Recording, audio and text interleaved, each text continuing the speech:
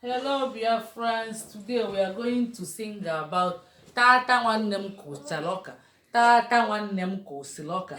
Ụmụ ọkụkọ wee ga-atụlite anya. Ụmụ ọkụkọ ga-atụlite ọka. Nwanne m kọrọ. Our sister planted a corn and fowls they went and uproot all of them.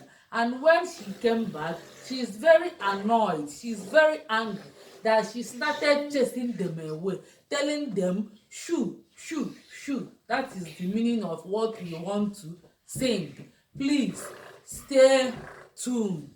Ngwa. Tata nwannem kuchaloka. Tata nwannem kuchaloka.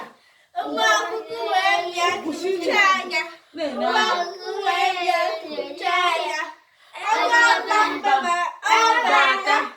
Ọ ga-aba mba ma ọ bata.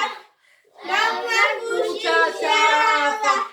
Ọ ga-achụpụkwa ọkụkọ. Shoo, shoo, shoo.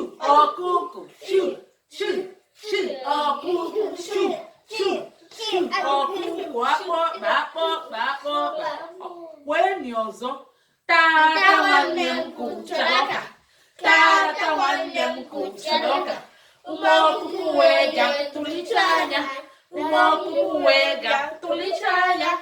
Ọ ga-aba mba ma ọ bata. Ọ ga-aba mba ma ọ bata. N'ọnwa kwụchacha afa. Ọ ga-achụpụkwa ọkụkọ. Shoo, shoo, shoo. Ọkụkọ. Shoo, shoo, shoo. Ọkụkọ. Shoo, shoo, shoo. Ọkụkọ. Shoo, shoo, shoo. Ọkụkọ. Shoo. Akpọkpa. Ngwasịrị kụọ n'aka.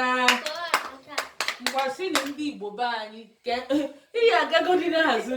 Sịrị ndị Igbo be anyị ka emesịa. Nke emesịa.